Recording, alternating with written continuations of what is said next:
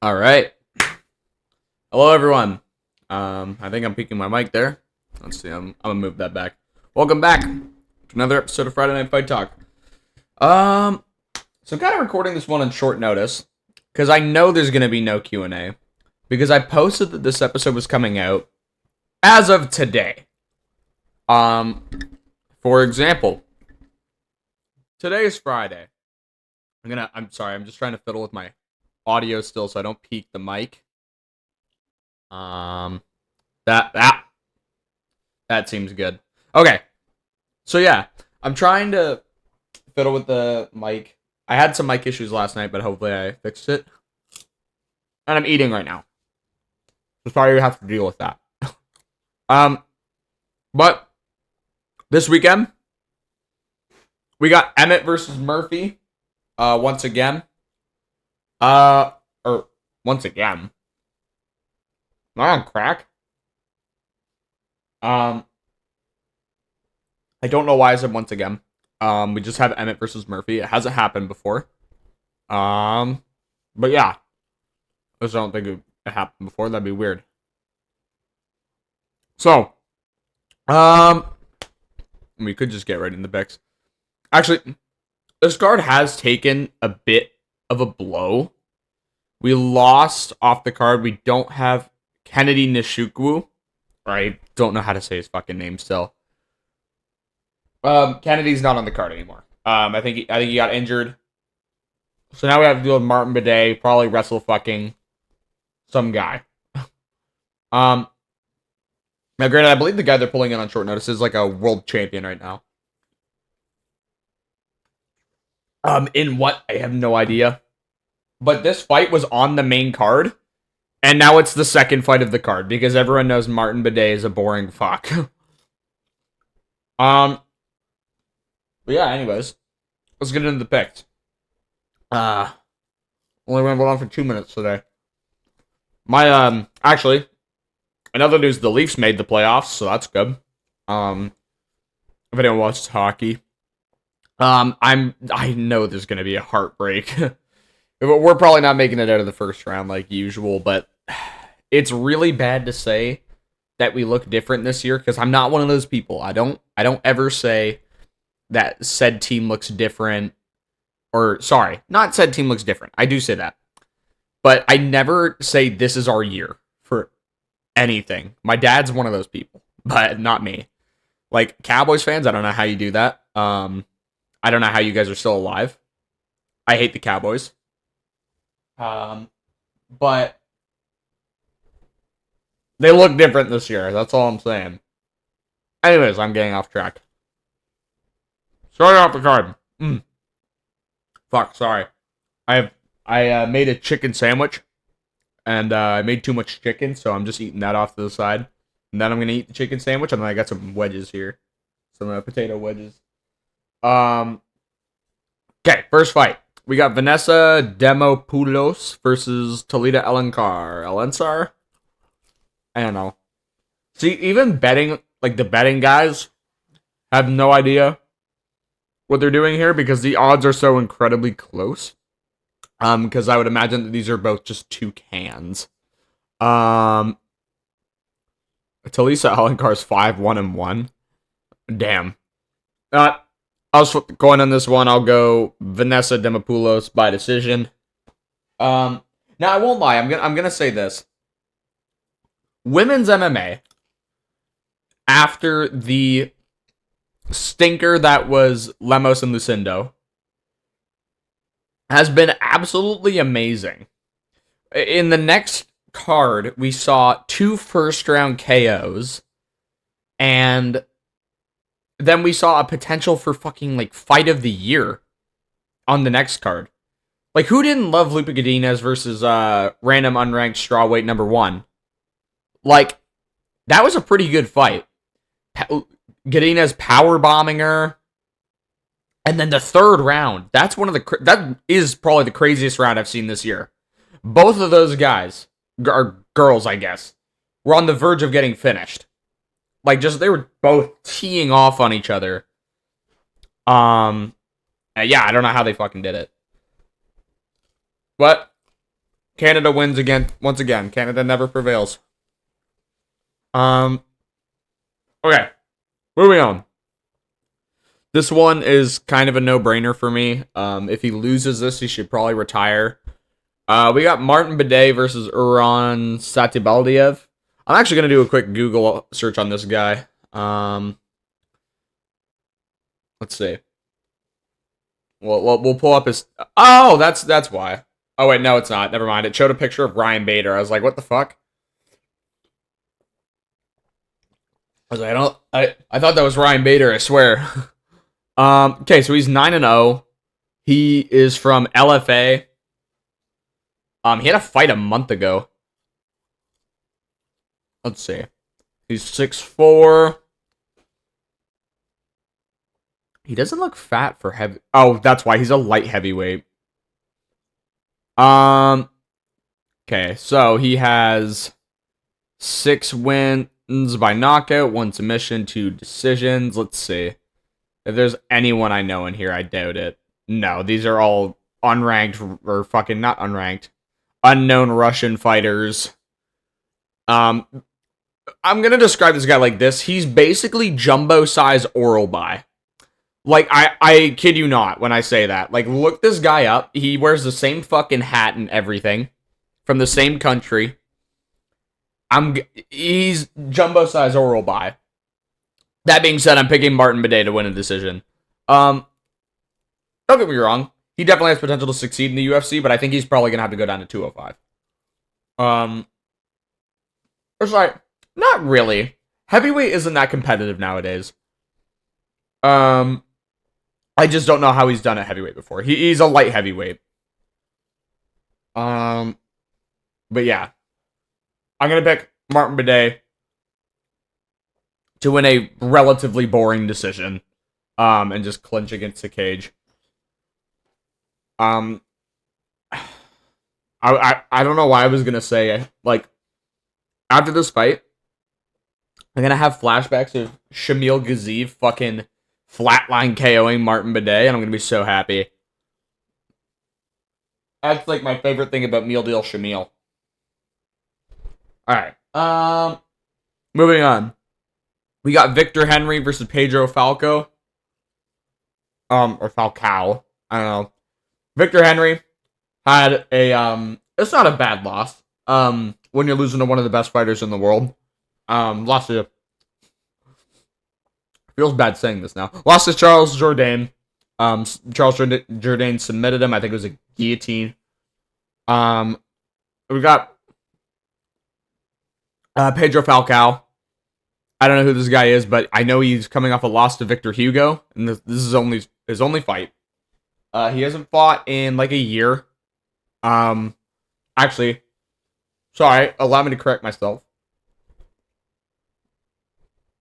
As of this fight night, he will have fought 355 days, or it will have been 355 days since his last fight. So, we are actually looking at someone who is 1 day shy of a year of inactivity. And he's coming off a loss. So, I'm not going to lie. I'm definitely going to go with Victor Henry to win this one. I'm actually going to say he's going to submit him. You know, because Jourdain, like, just dominated him at his own game. I'm going to go Henry by submission. I'm going to say round 2. Yeah, I don't think it'll be too early on. He'll probably take the first round to get his bearings. Okay, next up. Another women's fight. I'm actually kind of excited for. We got Loma Lookboneme versus... Lookboneme? Holy fuck. Lookboneme, maybe? That would be a very unfortunate last name if your last name was actually Lookboneme. Anyways, then we got versus Estela Nunes. Estela Nunes coming off a loss to Dudakova, who I don't think is in the UFC anymore, if I'm not wrong. Yeah, she got cut. And Loma Lookboneme. I can't get over that last name. She's a win over Bruna Brasil, which that's pretty good. She's riding, how big is her win streak? 3? And she only lost to a Canadian in Lupe Godinez. Like, come on. Amazing. Amazing fighter here. I'm going to go Luma Lookbone. I'm going to say she wins a decision. She doesn't get that many finishes. Normally, like a Thai fighter, I would say, would probably get a finish. But doesn't happen all the time. But if I'm not wrong, is she the only active Thailand fighter? I could be wrong. Anyways, moving on. We got welterweight. We got Rice McKee versus Daniel Frunze. Rice McKee is notorious for being Hamzat's son. I'm kidding. He's done a lot since then. And by that I mean gone on a 4-fight loss streak. So yeah, Rice McKee, he has not won in the UFC. He hasn't won in the UFC. And Daniel Frunze is coming off of the Contender Series, and I won't lie, it's not looking good for Rice McKee here. I'm gonna go Daniel Frunze to KO him in the second round. I know that sounds kind of bad, but just trust, bro. Trust, bro. I know he's coming from the Contender Series. But like, don't get me wrong. Rice McKee, the guys he's fought have been insane, right? He's fought Hamzat, Morono, and Njoukani, whatever the fuck his name is. His only like mid name that he's fought is what's his face? Angelusa or Angalusa. I don't fucking know how you say his name. But like Alex Morono has shown that he's was decent. Now fuck no. Bit of a can. But yeah. So yeah, I'm gonna pick Frunze to KO him. I'm gonna say he KO him. Excuse me while I take a quick bite out of my chicken sandwich. Oh, the lettuce is falling off. Oh, no. Getting all the mayonnaise everywhere. Man. I love cooking, though. Cooking's so fun.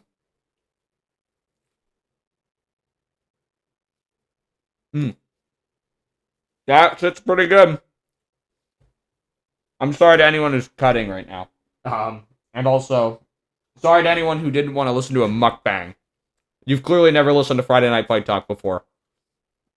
I'm like Nikocado Avocado. Alright, next up. We got Diana Belbita versus Dion Barbosa. Belbita is a huge underdog. Okay, lost to Molly McCann, the can. And Dion Barbosa is a minus 1,000 favorite. Mind you, she's coming off a loss. Okay? She's coming off a loss. And she's somehow a minus 1,000 favorite. I don't know how. But fuck it, I'll oblige.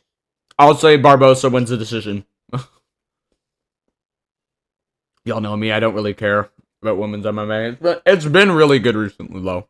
But I still can't care to make predictions. I don't know the fighters. At least not well. Okay. Prelim headliner. We got Davy Grant versus Daniel Santos. Davy Grant, British bloke. That is not my British accent, by the way. I can do a British accent when I'm actually trying. I do not feel like trying right now. Davy Grant, he wins one and he loses one. He actually did have, I think he beat, what's his face? Sun Sao, the guy fucking Cody KO'd. And he even has a win over, like, Jonathan Martinez, who's just ranked.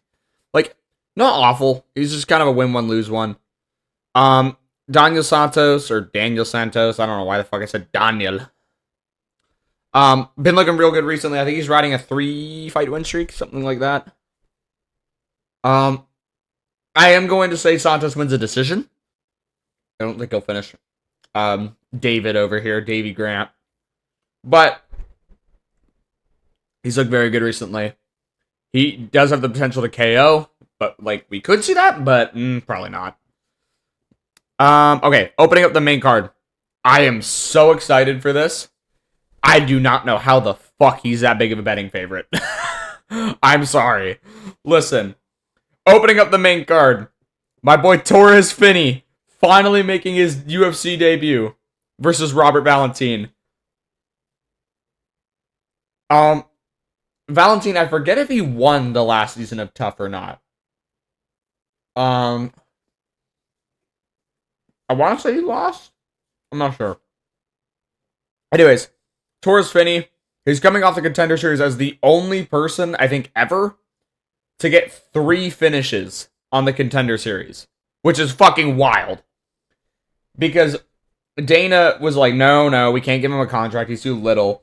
Fucking KO'd 3 people. Like you have to at that point. So Torres Finney is a minus 305 favorite. Okay? And if you know Torres Finney's build, brother's built worse than Kelvin Gastelum. I'm sorry. Physique-wise, he's absolutely insane. His physique is through the roof. I'm talking height. For example, I think I'm 5'10", if I'm not wrong. I haven't measured. Finney's 5'8". When I fight, I get as low as 135. This guy's at 5'8", and he's cutting to his max. Anyways, Robert Valentin, coming off of Tough, kind of mid, but has potential to KO as well. So for my crack parlay, which I'll get to later, I have Robert Valentin by KO, but that is not what I'm actually going to pick. I am actually going to pick Torres Finney to win. Don't get me wrong, okay? He's somehow a minus 305 favorite. I think that's stupid. Do I think he'll still win? Yes, but the odds should be much closer. Yeah, he's not that big of a favorite. Okay, next up. Flyweight, we got Ode Osborne versus Louis Garule. Ode Osborne. Last fight was on the Sphere. And Louis Garule. Let's see.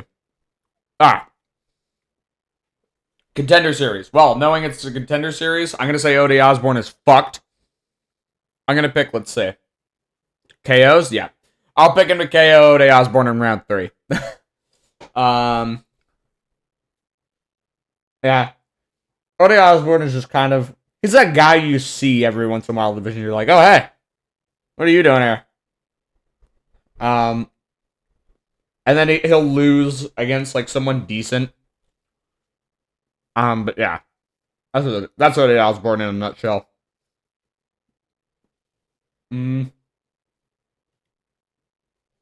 Okay, I'm done my chicken sandwich. You don't have to put up with it anymore. Unless I want dessert. Man, I just had a drink of water. So there was a really long, awkward silence there. Okay. Next up, I believe... No, not featured bout. My bad. But pretty close to featured bout. Probably should be featured bout. We got Brad Tavares versus Gerald Mearshart. This is the battle, in my opinion. This is the battle of decision versus finishes. If you don't know. Which now you know. Brad Tavares has, like, one of the highest decision rates in UFC history. I want to say... we'll count up his finishes right now. He has 1 decision win. 2 decision win. 3 decision win. Did he beat Shabazian or not? Well, hang on, let's check out the recap. I believe we're at 3 right now. Okay, Masvidal versus Diaz. Nope, Shabazian fucking KO'd him. Okay. So what were we at? 3? Hang on, let's recount. 1 decision win. 2 decision win. 3. 4 decision... Oh, sorry, that's a KO. 5 decision win. 6 decision win. 7 decision win. 8 decision win. Let's see. 9 decision win. 10 decision win. 11, 12, 13, 14. Oh, that's a KO. 15. So we're looking at, in the UFC, 15 decision wins for Brad Tavares. While Gerald Meerschaert, like, just overall in his entire record, I think his finish rate is like 98%. I think he has 1 decision win. If I'm not wrong. Am I? No, he has 2. He has 2. My bad. He has 2. So out of his 37 wins, 2 of them are decisions. Okay, so this is literally the battle of finish versus decision. And I won't lie, Brad Tavares has been on a bit of a downfall lately. Okay, now granted, he's that guy that can win 1 and lose 1. Okay,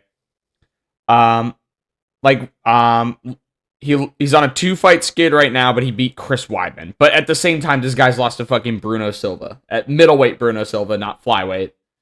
Dricus, like, isn't a bad loss. But there's guys that he really shouldn't be losing to that he's losing to, and granted, along the same lines with Meerschaert. But the thing with Meerschaert, he's also fought like Hamzat and Reiner de Ritter. And okay, hang on, I realized what I've just said. My bad. I forgot that Brad Tavares has fought, just let alone Izzy, Weidman, Dricus, I want to say Whitaker. I could be wrong on that one. Yeah, Whitaker. My bad. I fucked up there. Ramiro. Really? I fucked up big time there. That's my bad. I said that to myself, and I was like, wait, that doesn't sound right. I did not just compare Hamzat and Reiner de Ritter to Izzy, Whitaker, Dricus, and Yoel Ramiro combined. And probably, Weidman, too. Not granted, modern-day Weidman. But I will say this. Edmund Shabazian KO'd Brad Tavares. Meerschaert subbed him. Just gonna say that. Now, granted, GM3 is the type of guy that can win 1 and lose 1 too. But I'm more confident in his ability to be able to win this one, especially since he's coming off a loss, so it's off that rotation. So I'm gonna say Jared Meerschaert is gonna submit Brad Tavares in round 2. That's my crazy pick there. That's also part of my parlay. Okay, next up we got Cortavius Romeus. Who the fuck names their kid Cortavius? That sounds like an ancient medieval spell. Like, looks at their child and goes, Cortavius. Cortavius Romeus. Oh my god. That sounds like a fucking spell. Anyways, moving on. We got Chongo Lee. Chongo? I think he's coming off road to UFC. Now, the road to the UFC, I'm not gonna lie, these guys are pretty fucking, like, they're kind of cans. So, Romeus, I believe he's coming off a loss. And Chongo Lee, we gotta remember, Anshul Jubilee was road to UFC champ. Okay, let's remember that. Okay.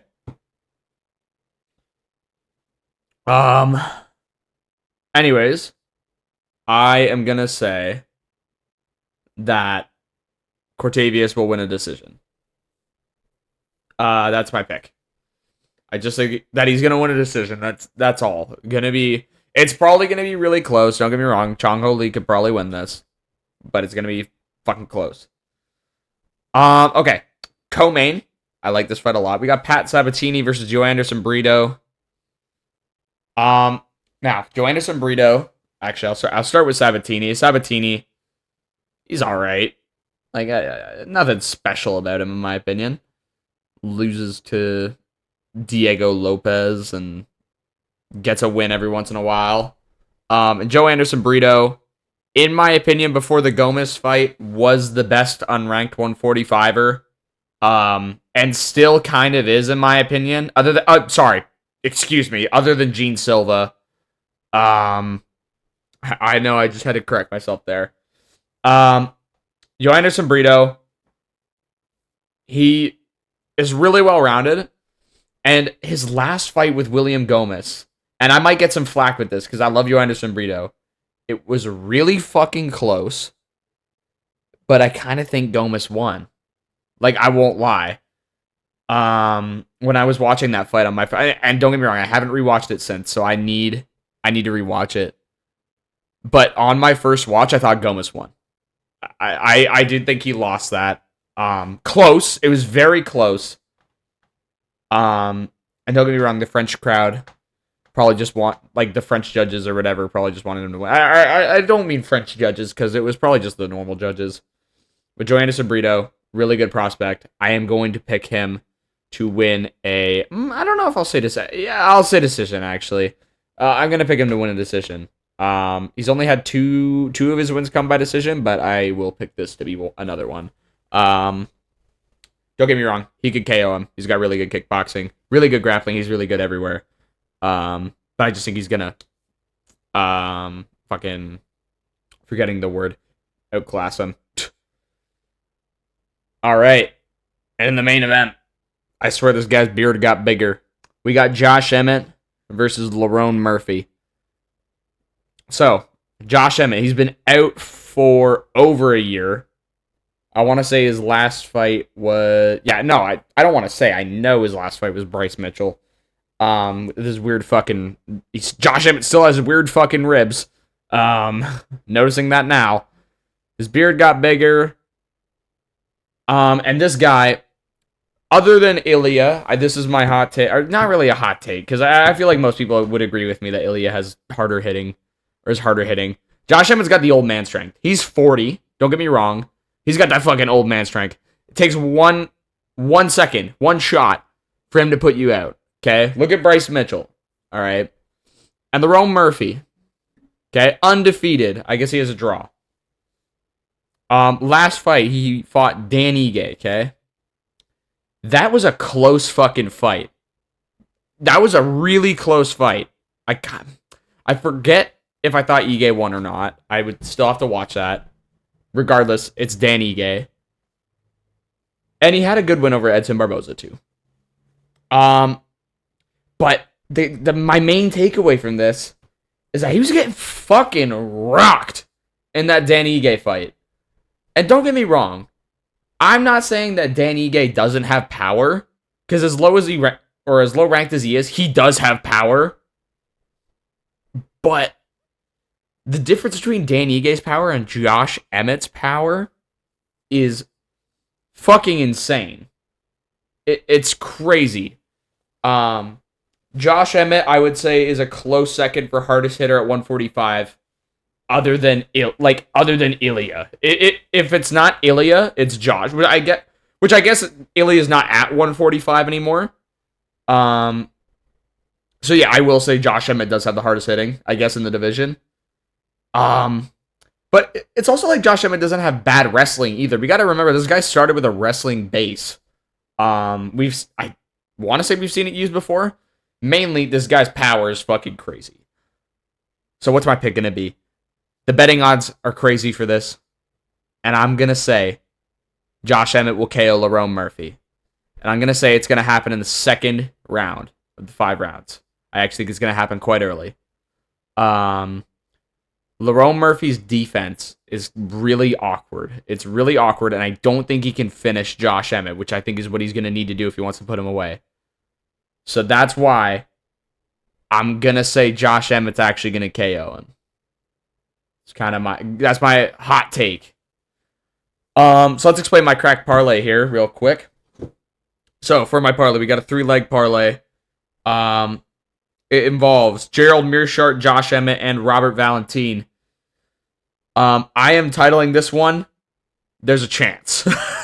Because there's a chance that this could hit. So, right now, betting odds, they still can change. We have Gerald Mearshart by submission is a plus 430 payout. And then we have Robert Valentin I'll explain that last because that's the biggest one. Josh Emmett by KO is plus 500. That is amazing odds for a Josh Emmett KO. And then a Robert Valentin KO is plus 850. All in all, this comes out to 30,100.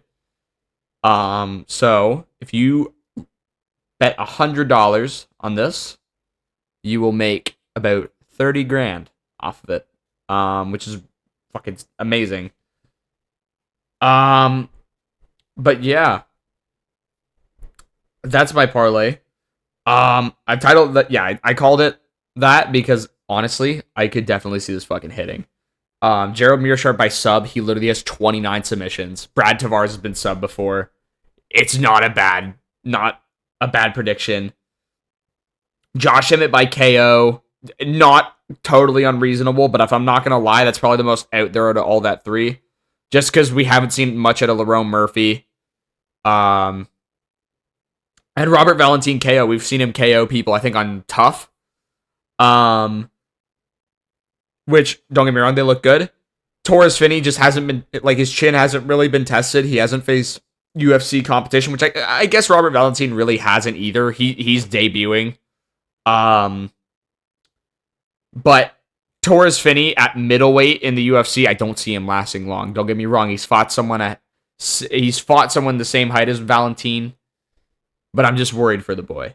So that's why I've titled it There's a Chance, because there's definitely a fucking chance. I think out of all my crack parlays, I think this is the one that might actually have a chance to hit. So I'm gonna pop $100 on it, because I actually think it could have a chance, and we're gonna see if $100 goes down the drain or not.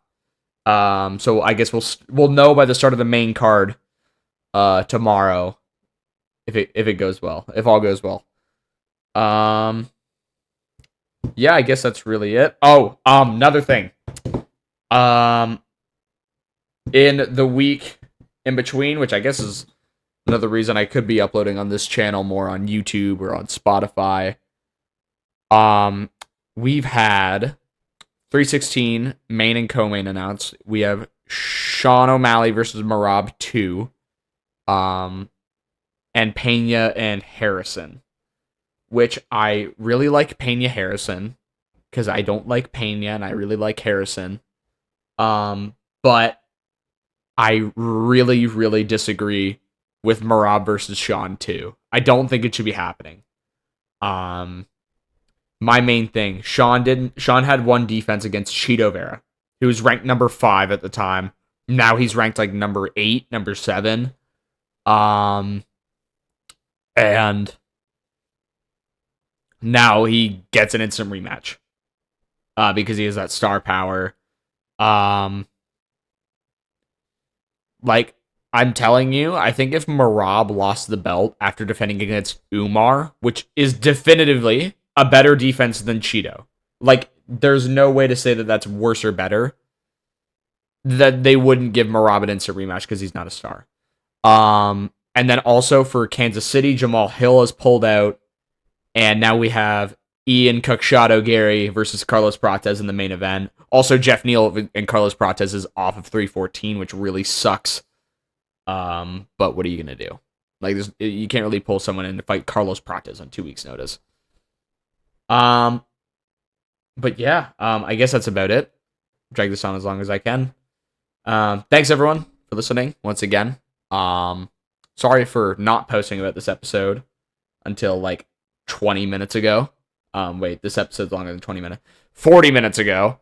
Because I really would have liked to see the questions you guys had. I'm sure they would have been good this week. Maybe I'll answer them next week. But next week is Volk fight week. So I'm going to have to celebrate. Or not celebrate. I'll celebrate when he wins. Thank you, everyone. And I'll see you next week.